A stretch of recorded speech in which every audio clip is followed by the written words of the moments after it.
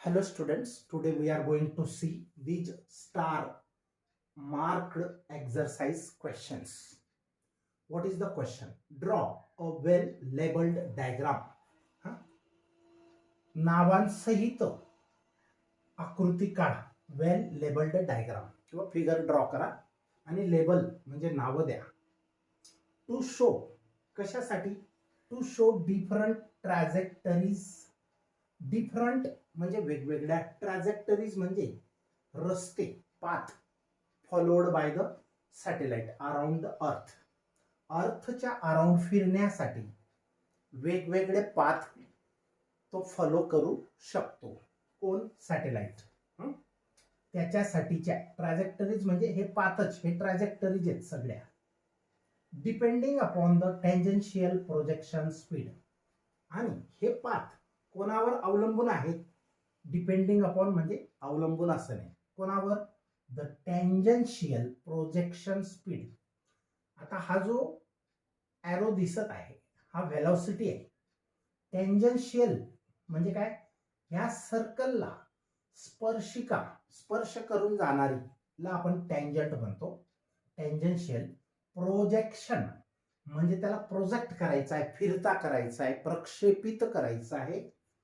प्रक्षेपण. प्रक्षेपण तर प्रोजेक्शन मीन्स प्रक्षेपण. स्पीड, हा जो स्पीड आहे याच्यावर प्रक्षेपण करण्याचा जो स्पीड आहे त्याच्यावर हे रस्त्यांची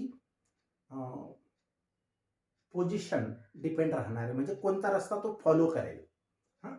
तर कोणत्या रस्त्यावरून तो फिरेल, केव्हा, किती, ही व्हेलॉसिटी दिली असता VH. तर या VH वर सगळा खेळ आहे. तर बघा या ठिकाणी आपण हे लेटर्स यूज करणार आहेत. V suffix H, VH horizontal velocity. Horizontal म्हणजे आडवी व्हेलॉसिटी. नंतर VC म्हणजे क्रिटिकल व्हेलॉसिटी, बरोबर. थर्ड V सफिक्स E म्हणजे एस्केप व्हेलॉसिटी. या तिघ व्हेलॉसिटीज आपण पाहिलेल्या आहेत. आता ही अर्थ आहे आणि सॅटेलाइट इथपर्यंत अल्टिट्यूड पर्यंत रॉकेटने नेला. आपण हे पण शिकलेलो आहे की for the launching of satellite at least 2 staged rockets are used. मग त्या 2 स्टेज म्हणजे 2 कामं. पहिली स्टेज काय करते? अर्थवरून रॉकेटद्वारा त्या सॅटेलाइटला डिझायर्ड हाईट पर्यंत घेऊन जाते. हा रॉकेट आहे, अर्थवरून निघाला तर तो असा इथपर्यंत जाऊन हे नियरली हे डिस्टन्स अल्टिट्यूड हे ठरवावं लागतं की तो कोणत्या ऑर्बिटमध्ये फिरवायचा आहे. तर first stage of the rocket rises the satellite up to the desired height or desired altitude, and then first stage of the rocket gets detached. Detach होते म्हणजे ती निकामी होते आणि ती डिस्ट्रॉय केली जाते आकाशामध्येच. पण फर्स्ट स्टेज डिटॅच म्हणजे गळून पडण्या अगोदर ती सेकंड स्टेजला पेटवून जाते, इग्नाइट करते. आणि मग आता सेकंड स्टेजला इग्नाइट करणे रिमोट कंट्रोल वरून, अर्थ स्टेशन वरून सायंटिस्ट लोक की जे लॉन्चिंगच्या कामासाठी बसलेले असतील ते रिमोट द्वारा त्याला कमांड देतात, ऑर्डर करतात, आज्ञा देतात की तो रॉकेट आता काय होईल? Turn through 90 degree. म्हणजे आधी उभा गेला आणि आता नंतर आडवा जाईल. आता आडवा जो जाईल त्याला जी व्हेलॉसिटी आहे तिलाच आपण हॉरिझॉन्टल व्हेलॉसिटी असं म्हणतो. Horizontal, H for horizontal velocity. मग ही व्हेलॉसिटी कमी जास्त प्रॉपर अशा 3-4 गोष्टी आहेत की कोणत्या प्रकारची किती व्हेलॉसिटी दिली तर काय घडेल किंवा कोणत्या रस्त्यावर तो सॅटेलाइट फिरेल. आता ऍट पॉइंट P, या P पॉइंटला हा सॅटेलाइट आहे सपोज. आता पहिली केस आपण बघूया. जर हॉरिझॉन्टल व्हेलॉसिटी जास्त दिली, जास्त ढकलला कोणापेक्षा? क्रिटिकल व्हेलॉसिटी पेक्षा. Horizontal VH is greater than VC. तर त्या वेळेला तो काय करतो? असा इलिप्टिकल पाथ फॉलो करतो. आपल्याला माहित आहे इलिप्स, हा जो इलिप्स आहे त्याला दोन फोकस असतात, बरोबर, त्याला दोन फोकस असतात आणि या दोघांपैकी एका फोकसला अर्थ असते आणि दुसऱ्या फोकसला हा पॉइंट, तर तो अपोगी पॉइंट म्हणतात, दूरचा पॉइंट. पेरिगी म्हणजे जवळचा आणि अपोगी म्हणजे दूरचा. आता बघा, तर ellipse with point P as perigee, point P as perigee, sorry apogee म्हणजे जवळचा, अर्थच्या जवळचा जो पॉइंट आहे अपोगी पॉइंट म्हणजे जवळचा, दुसरा जो फोकस पॉइंट येतो. तर जर VH is greater than VC, म्हणजे VC म्हणजे क्रिटिकल वेलॉसिटी, जी आवश्यक असते, खरी प्रॉपर वेलॉसिटी म्हणजे क्रिटिकल वेलॉसिटी. जर क्रिटिकल वेलॉसिटी एवढाच VH दिला गेला, म्हणजे horizontal velocity given to the satellite is such that horizontal velocity is equal to critical velocity, then the satellite performs circular orbit around Earth and it works well, आणि तो चांगल्या प्रकारे काम करू शकतो. फक्त हा एकच पाथ आपल्यासाठी एक्सपेक्टेड आहे. हे बाकीचे पाथ जे आहेत हे नको आहेत, पण असं घडू शकतं. तर केव्हा ते घडतं, काय घडतं, तर बघा, फर्स्ट जर VH is greater than VC, VC म्हणजे क्रिटिकल वेलॉसिटी, जी आवश्यक आहे क्रिटिकल वेलॉसिटी तिच्यापेक्षा VH जास्त दिला गेला, तर तो सर्क्युलर ऑर्बिटमध्ये फिरत नाही. मग कोणत्या ऑर्बिटमध्ये फिरतो, ellipse with point P as apogee, तर असा तो फिरतो. आणि जर horizontal velocity equal to the critical velocity दिली गेली तर तो सॅटेलाइट बरोबर असा सर्क्युलर पाथ मध्ये अराउंड द अर्थ फिरत असतो, सर्कल असतं. हे प्रॉपर पाथ आहे, हा एकदम करेक्ट पाथ आहे आणि हे पाथ आपण एक्सपेक्ट करत नाही अदर दॅन दिस सर्क्युलर पाथ. आता तिसरा पाथ काय आहे बघा, जर हॉरिझॉन्टल वेलॉसिटी ही क्रिटिकल पेक्षा जास्त असेल, हॉरिझॉन्टल म्हणजे ढकलण्याचाच वेलॉसिटी हा क्रिटिकल पेक्षा जास्त असेल, क्रिटिकल पेक्षा जास्त असेल तर जास्त दूर असा ढकलला जाईल. पण एस्केप पेक्षा लहान असेल, बघा हे हा पाथ जो आहे हा बिग इलिप्स आहे, बरोबर. इथं horizontal velocity given to the satellite is less than critical, greater than critical. आता ग्रेटर दॅन क्रिटिकल असेल तर तो सर्क्युलर पाथ मध्ये फिरणार नाही, ही सिच्युएशन सांगते. But less than escape velocity, परंतु एस्केप पण होणार नाही एस्केप वेलॉसिटी पेक्षा जर का हॉरिझॉन्टल वेलॉसिटी म्हणजे असं ढकलणं इतकं असेल की जे एस्केप पेक्षा कमी असेल ही वेलॉसिटी, म्हणजे तो एस्केप होणार नाही. आणि मात्र क्रिटिकल पेक्षा जास्त असेल म्हणजे तो सर्कल मध्ये पण फिरणार नाही. मग काय होईल, सर्कलच्या बाहेर असं पाथ फॉलो करेल. याला बिग इलिप्स असं आपण म्हणतो.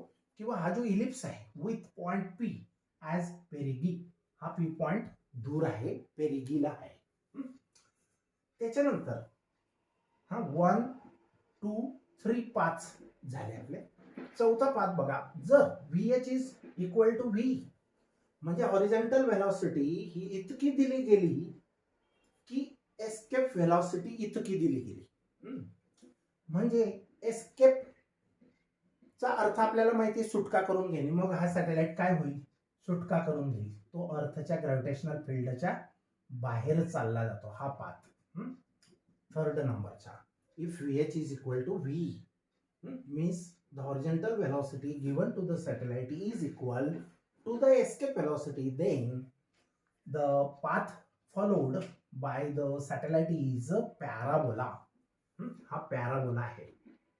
त्याच्यानंतर जर एस्केप वेलॉसिटी पेक्षा जास्त वेलॉसिटी अजून दिली गेली, इथे इक्वल होती, इथे लेस दॅन होती,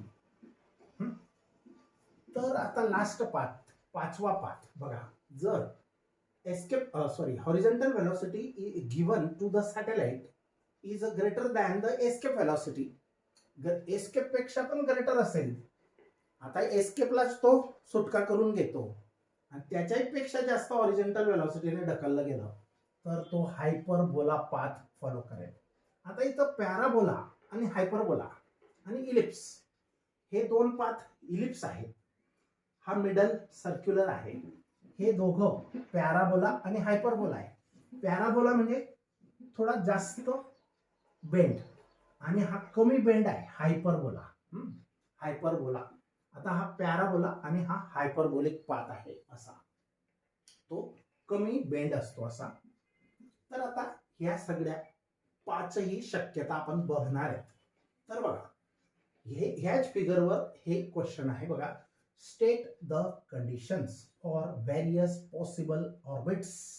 हा स्टेट द कंडिशन. कंडिशन म्हणजे ह्या अटी आहेत की हॉरिझॉन्टल व्हेलॉसिटी किती दिली गेली पाहिजे, किंवा जास्त दिली गेली तर काय होईल, कमी दिली गेली तर काय होईल. ह्या सगळ्या पाच शक्यता 5 केसेसमध्ये 1, 2, 3, 4 आणि 5 केसेसमध्ये आपण बघणार आहेत. हे जे अगोदर डिस्क्राईब केलं मी तेच इथं आहे, फक्त थोडं स्पीडमध्ये जाऊया. आता बघा स्टेट द कंडिशन. कंडिशन म्हणजे काय, ह्या कंडिशन आहेत रेड कलर्ड मध्ये लिहिलेल्या. ह्या कंडिशन्स आहेत. ह्या कंडिशन स्टेट करा. कशासाठी? For various possible orbits. Various means वेगवेगळ्या. पॉसिबल ऑर्बिट्स म्हणजे काय, वेगवेगळ्या ऑर्बिट शक्य असतील त्यांच्यासाठी कंडिशन सांगा. Of satellite. सॅटेलाइटसाठी. समजला question? State the condition for various possible orbits of satellite depending upon the horizontal speed of a projection. हे वेगवेगळे जे पॉसिबल ऑर्बिट्स आहेत, या ऑर्बिट्स मध्ये तो केव्हा केव्हा कसा फिरेल, कोणत्या अटीला तो कसा फिरेल, अराउंड द अर्थ, अर्थच्या अराउंड तो कसा फिरेल, त्याच्यासाठीच्या कंडिशन्स सांगा. समजला question? State the condition for various possible orbits. Condition सांगा वेगवेगळ्या विविध पॉसिबल म्हणजे शक्यता असणाऱ्या ऑर्बिट्स म्हणजे कक्षा ऑफ सॅटेलाइट. सॅटेलाइट साठीच्या depending upon the horizontal speed किंवा horizontal velocity of the projection. कोणावर अवलंबून आहे ते हे पाथ? Horizontal velocity. आता पहिली केस बघूया. जर हॉरिझॉन्टल व्हेलॉसिटी कमी दिली गेली, लेस दॅन क्रिटिकल व्हेलॉसिटी. आता क्रिटिकल व्हेलॉसिटी फार इम्पॉर्टंट आहे. म्हणजे काय की क्रिटिकल व्हेलॉसिटी जर इतकी व्हेलॉसिटी दिली गेली, तिच्यापेक्षा क्रिटिकल व्हेलॉसिटी म्हणजे काय, अटीतटीची व्हेलॉसिटी, बाउंड्रीची व्हेलॉसिटी, तिच्यापेक्षा कमी पण चालणार नाही, जास्त पण चालणार नाही. आणि तेवढ्याच व्हेलॉसिटी जर दिला क्रिटिकल व्हेलॉसिटी की तो सर्क्युलर ऑर्बिटमध्ये व्यवस्थित फिरेल सॅटेलाइट आणि तो आपल्या अर्थचं काम करेल. बरोबर? इतर ऑर्बिट्स या पॉसिबल आहेत असं घडू शकतं. तर आता VH is less than VC म्हणजे काय, horizontal velocity given to the satellite is less than the critical. इथं जेव्हा फिरेल तो VC या क्रिटिकल स्पीडने फिरणार आहे.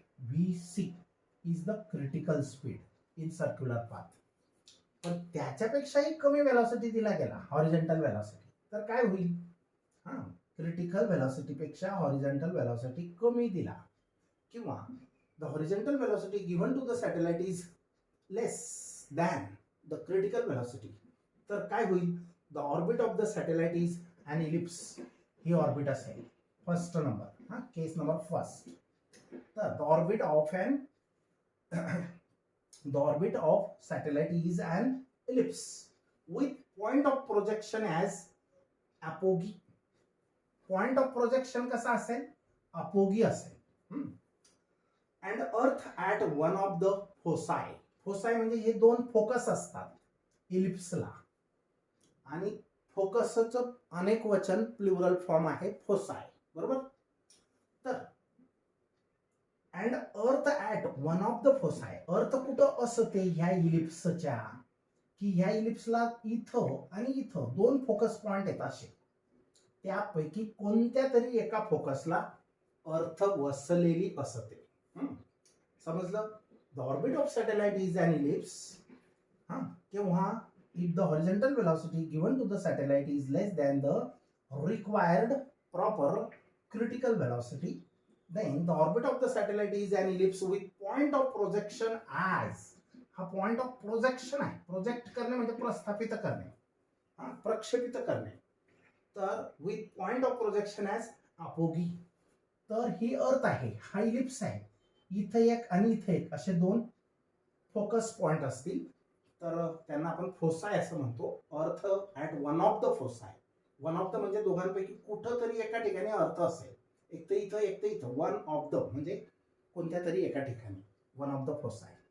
And during this elliptical path, मग या इलिप्टिकल पाथ मध्ये तो जेव्हा फिरेल, if the satellite passes through the earth atmosphere, आणि जेव्हा तो या अर्थच्या ॲटमॉस्फिअर मधून जाईल, it experiences a non conservative force of air resistance.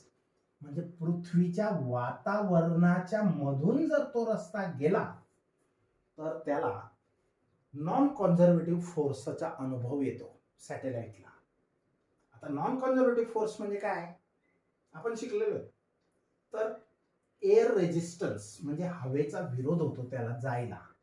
जेव्हा पृथ्वीच्या ॲटमॉस्फिअर म्हणजे वातावरणातून, हवेच्या वातावरणातून जाईल त्यावेळेला एअर रेजिस्टन्स, रेजिस्टन्स मीन्स विरोध, हवेचा विरोध होईल, म्हणजेच तो नॉन कॉन्झर्वेटिव्ह फोर्स त्याच्यावर ॲक्शन होईल सॅटेलाइटवर, आणि as a result it loses energy.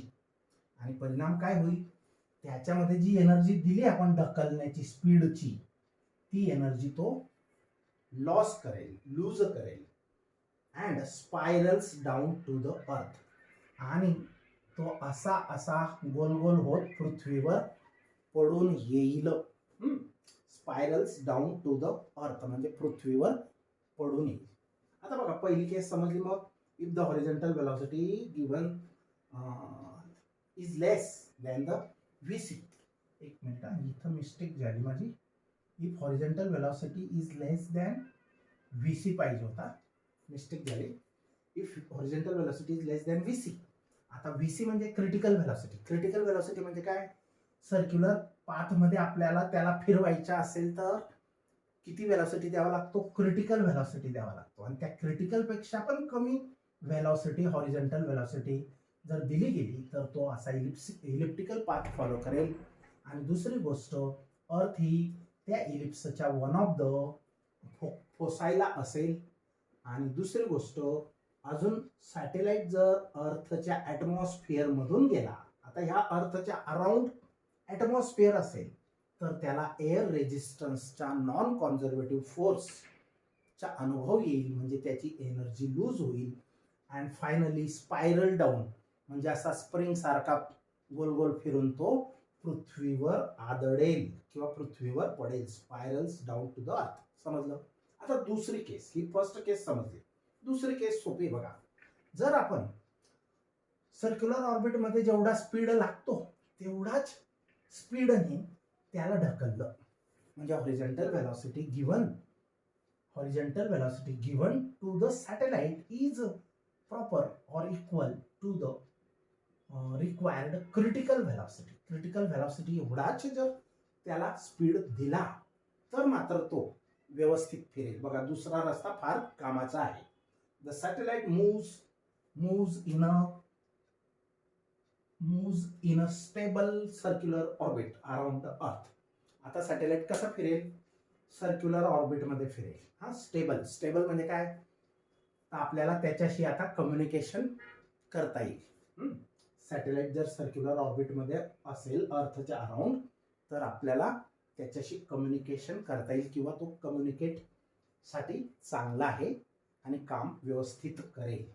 किंवा when the horizontal velocity is equal to the critical velocity. Critical म्हणजे काय, वर्तुळाकार कक्षेमध्ये सर्क्युलर ऑर्बिटमध्ये फिरण्यासाठी आवश्यक असणारा स्पीड म्हणजे क्रिटिकल वेलॉसिटी. आणि तितकीच हॉरिझॉन्टल वेलॉसिटी जर दिली तर it performs a circular orbit, it performs a path of circular orbit around the अर्थ इन अ स्टेबल सिच्युएशन. तो स्टेबल राहील. त्याच्यानंतर तिसरी केस बघा, थर्ड केस, केस नंबर 3. जर horizontal velocity given to the satellite is such that horizontal velocity given to the satellite is greater than critical. आता critical इथला speed critical आहे व्हीसी, त्याच्यापेक्षा जास्त दिला. हा, if the horizontal velocity given to the satellite is greater than critical velocity but less than escape velocity, म्हणजे escape होऊ द्यायचा नाही, बरोबर, आणि सर्क्युलर ऑर्बिट मध्ये पण फिरू द्यायचा नाही. हा, त्याच्यापेक्षा थोडी जास्त क्रिटिकल वेलॉसिटी पेक्षा जास्त. horizontal velocity given to the satellite is greater than critical but less than escape. Less than escape म्हणजे तो escape होणार नाही. greater than critical velocity म्हणजे तो सर्कल मध्ये पण फिरणार नाही.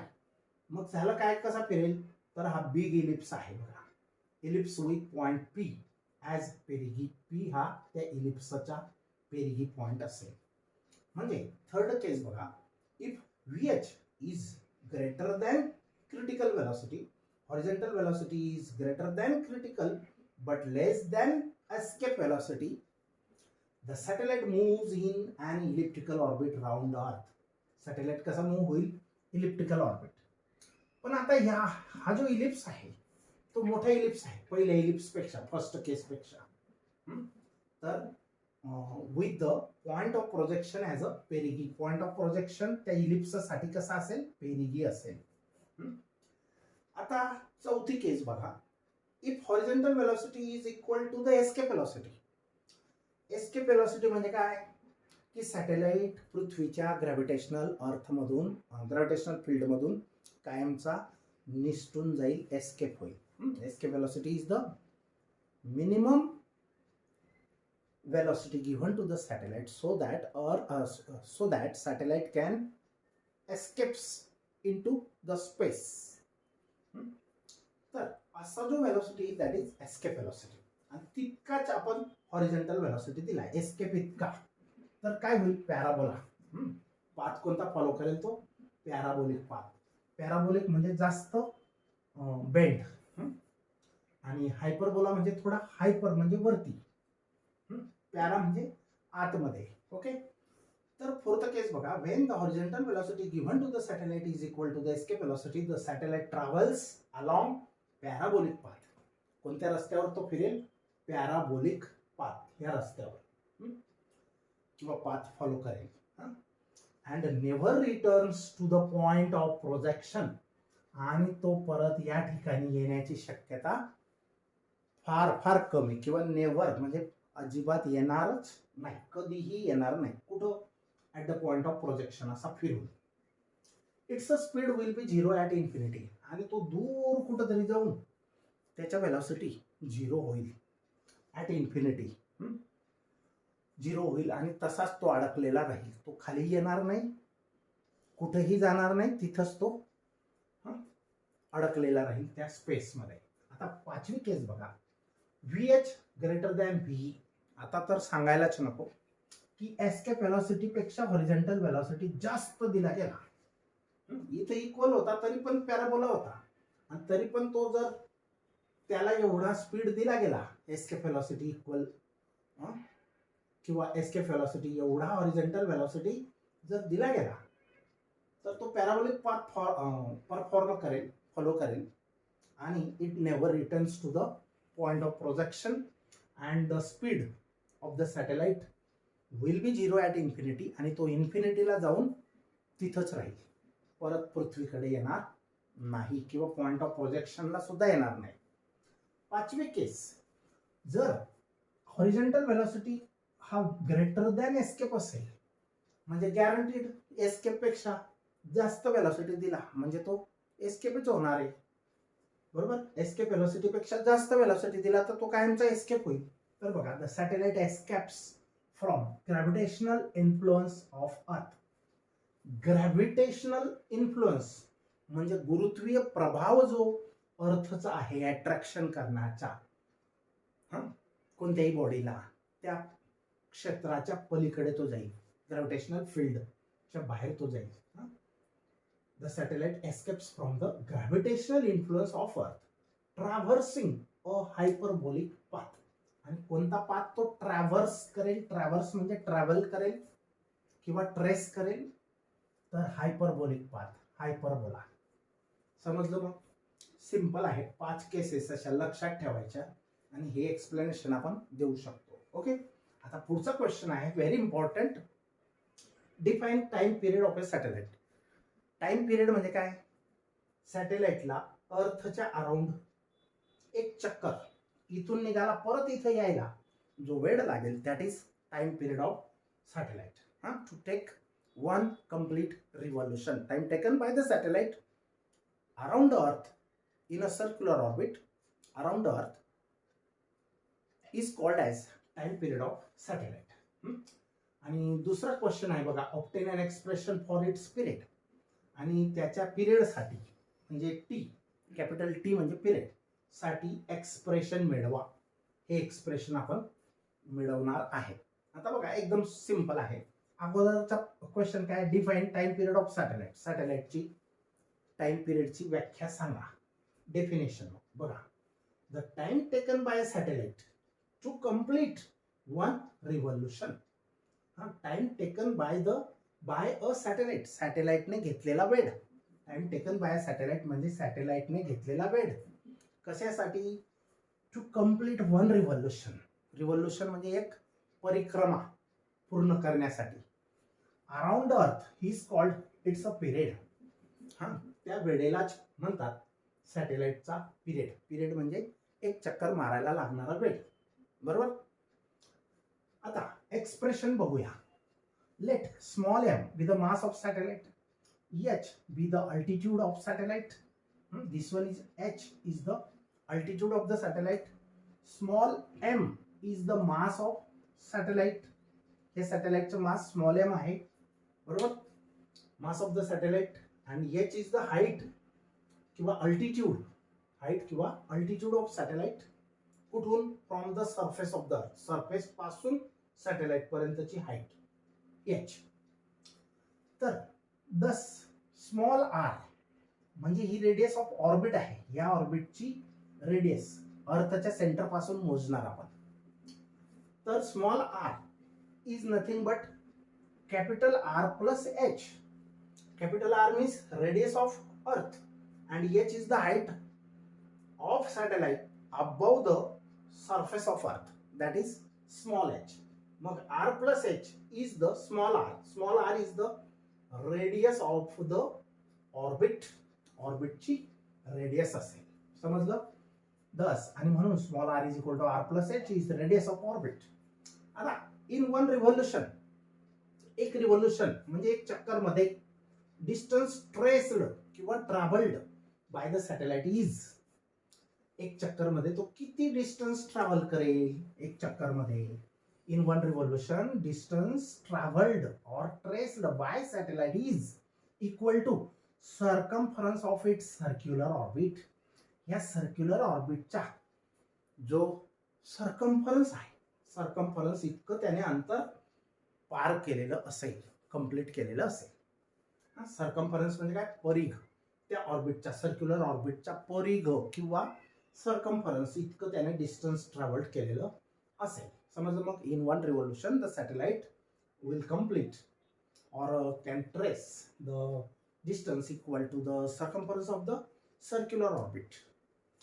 आता capital T, if capital T is the period of satellite, then capital T समजा त्याचा पिरियड असेल. पिरियड म्हणजे किती तास, किती दिवस, किती मिनिट्स मध्ये तो एक चक्कर पूर्ण करेल, तो म्हणजे पिरियड. आपण कॅपिटल टी ने त्याला डिनोट करतो. पिरियड म्हणजे काय? Capital T is the period of satellite. Then आता आपल्याला हे एक फॉर्म्युला माहित आहे, 10th 9th पासून आपण शिकतोय. Speed is equal to distance upon time किंवा velocity is equal to displacement upon time. तर speed is equal to distance upon time हा फॉर्म्युला उचलला आणि इथं वापरायचा आहे बघा, स्पीड.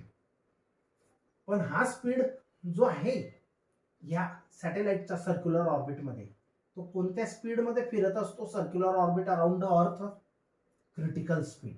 कोणत्या स्पीड मध्ये फिरत असतो? Critical speed. म्हणून या स्पीडला नाव दिलं क्रिटिकल स्पीड. त्याच्यानंतर डिस्टन्स, एकूण सर्कम्फरन्स इतकं डिस्टन्स आहे. तर कोणतं डिस्टन्स घेणार? पाथ, सर्कलचा परिघ किंवा circumference of orbit upon time. आता एक सर्कम्फरन्स इतका जर फिरेल, तो इतकं अंतर पार करेल, तर टाइम किती लागेल? कॅपिटल टी, म्हणजे टाइम पिरियड त्याचा. बरोबर. मग या इक्वेशन वरून, याच फॉर्म्युलावरून हे लिहिलं. टाइम म्हणजेच आपण पिरियड म्हटला तरी चालेल किंवा टाइम पिरियड. आणि डिस्टन्स किती कव्हर करेल? तो सर्कम्फरन्स ऑफ ऑर्बिट. तेव्हा त्याचा स्पीड कोणता राहील? Critical speed. मग क्रिटिकल स्पीडला V C suffix, V suffix C small लेटरने डिनोट केलं, is equal to critical speed V C is equal to circumference of orbit. ऑर्बिटची रेडियस स्मॉल आर आहे, तर सर्कम्फरन्स किती येतो? 2πr. आणि टाइम पिरियड आपण किती मानलेला आहे? एवढं अंतर कापायला लागणारा वेळ हा पिरियड आहे, कॅपिटल टी मानलेला आहे. हे झालं VC is equal to 2πr upon T. But critical velocity is equal to under root of GM upon R पण असते, GM अपॉन स्मॉल आर. हे आपण मागच्या एक एक्सप्रेशन मध्ये पाहिलेलं आहे. Capital GM upon under root of capital GM upon R, critical velocity, expression for critical velocity. VC ची किंमत तर ही पण असते आणि VC इक्वल टू हे पण आहे. मग हे इक्वेशन 1, हे इक्वेशन 2, या 2 ची व्हॅल्यू, VC ची व्हॅल्यू इथं पुट करा VC च्या जागेवर.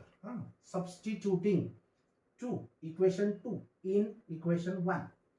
ही व्हॅल्यू VC ची, ही व्हॅल्यू अंडर रूट वाली इथं पुटअप करायची इक्वेशन 1 मध्ये आणि इक्वेशन नंबर 3 बनवा. आता बघा, या VC ची व्हॅल्यू ही under root of GM upon R इथं पुटअप केली. VC ची व्हॅल्यू ही इथं ठेवली, हे जसंच्या तसं इक्वेशन नंबर 3.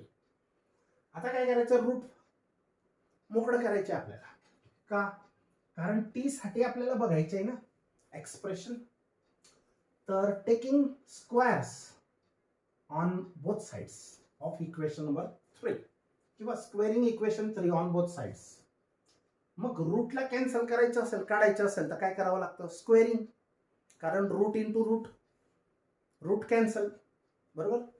मग ह्याचं पण स्क्वेअरिंग करा, ह्याचं पण करा. याचं स्क्वेअरिंग केलं म्हणजे ह्याच रूटला त्याच रूटने मल्टिप्लाय केलं तर रूट कॅन्सल होईल. राहील काय शिल्लक? GM upon R. म्हणजे रूट गेलं. याचा स्क्वेअर केला तर रूट गेलं आणि याचा मात्र स्क्वेअर होईल.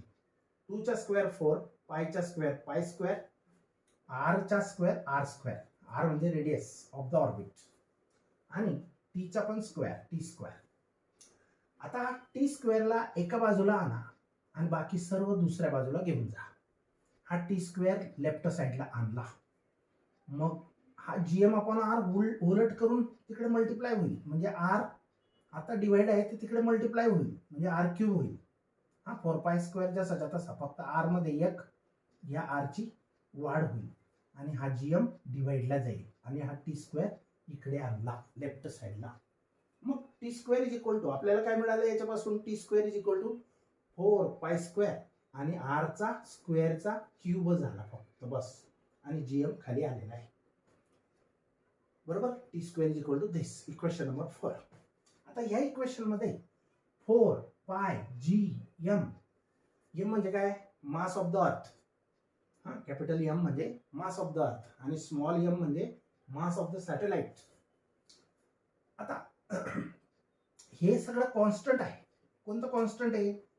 4π square G upon GM. πGM R constant. हे जर कॉन्स्टंट राहिलं तर आपण काय म्हणू शकतो? टी स्क्वेअर आणि आर क्यूबचं नातं काय आहे? रिलेशन काय आहे? तर डायरेक्टली प्रपोर्शनल आहे. आपण जेव्हा प्रपोर्शनॅलिटी साइन काढून इक्वॅलिटी टाकतो तेव्हा कॉन्स्टंट टाकतो के, किंवा जो कॉन्स्टंट असेल तो राईट साइडला टाकावा लागतो. पण तो जर काढला बिफोर, त्याच्या अगोदर, तर T square is directly proportional to R cube. मग हे फार महत्वाचे आहे. हे इक्वेशन फारच इम्पॉर्टंट आहे. अजून टीचं इक्वेशन बाकी मिळवायचं, पण त्याच्या अगोदर ह्याचा यूज फार जास्त आहे. आता याच्यावरून काय सांगू शकतो आपण? Square of period of satellite is directly proportional to the cube of its orbital radius. तर बघा हेन्स याच्यावरून काय म्हणू शकतो, hence square of the period म्हणजे हा T square, square of the period of revolution. हा काय आहे, square of the period of revolution of a satellite is directly proportional. हा आर क्यूब वरती आहे, वरती राहिला म्हणजे डायरेक्टली, खाली आला म्हणजे इनव्हर्सली. तर directly proportional to the cube of the radius of its orbit. तो ज्या ऑर्बिटमध्ये सॅटेलाइट फिरत आहे त्या रेडियसच्या, त्या ऑर्बिटच्या रेडियसच्या क्यूब हे प्रमाणात असतात. त्याचा पिरियडचा स्क्वेअर आणि त्याची ऑर्बिटचा क्यूब हे काय असतात, डायरेक्टली प्रोपोर्शन मध्ये असतात, प्रमाणात असतात. आता आपल्याला ही एक गोष्ट बघितली, कधी कधी इतकंच विचारतात, show that square of the period of satellite is directly proportional to the cube of the orbital radius of the satellite. म्हणजे इथपर्यंत यायचं, हे लिहायचं आणि क्वेश्चनचा एंड. पण कधी कधी पिरियड विचारला, एक्सप्रेशन फॉर पिरियड, तर मग पुढे अजून जावं लागेल. तर पुढे कसं जायचं, तर बघा हा जो इक्वेशन 4 आहे याच्यामधला फक्त टी ची व्हॅल्यू आपल्याला फाइंड आउट करायची, स्क्वेअरची नाही, फक्त टी कॅपिटल पिरियड. मग काय करावं लागेल, याला स्क्वेअर रूट घ्यावं लागेल. टी स्क्वेअरचं स्क्वेअर रूट केलं, taking square root of equation number 4. याचं स्क्वेअर रूट केलं टी स्क्वेअरचं तर काय येईल, टी येईल. 4चं स्क्वेअर रूट केलं तर 2 येईल. पाय स्क्वेअरचं स्क्वेअर रूट केलं तर पाय येईल. आता मात्र आर क्यूब अपॉन जीएम जो फॅक्टर बाकी आहे त्याचं मात्र स्क्वेअर रूट निघत नाही, म्हणून तो अडकला आता स्क्वेअर रूट मध्ये. बरोबर, हा फॉर्म्युला पिरियडचा आहे. बरोबर, पण कधी कधी काय होतो, या स्मॉल आर ची व्हॅल्यू, स्मॉल आर ची व्हॅल्यू किती असते, आर प्लस एच. कधी कधी ती वापरावी लागते, कारण आर आणि एच जर सेपरेटली त्यांनी न्यूमरिकल प्रॉब्लेम मध्ये दिले तर हा फॉर्म्युला वापरावा लागेल. आणि direct radius of orbit metre मध्ये दिली तर मग हा फॉर्म्युला वापरायचा आहे. हे म्हणजेच तो फॉर्म्युला आहे, फक्त आर ला रिप्लेस केलेला आहे आर प्लस एच ने. बरोबर, स्मॉल आर चा क्यूब म्हणजे आर प्लस एच चा क्यूब. जीएम जसाच्या तसा 2 पाय सगळं सेम आहे, फक्त आर ला रिप्लेस केला आर प्लस एच ने. बरोबर, this is the required expression for period of satellite orbiting around the earth in circular path. हा रिक्वायर्ड एक्सप्रेशन आहे. रिक्वायर्ड म्हणजे काय, जे आपल्याला पाहिजे होतं ते एक्सप्रेशन कोणासाठी, period of satellite around the अर्थ in a circular orbit. Okay, now will stop here.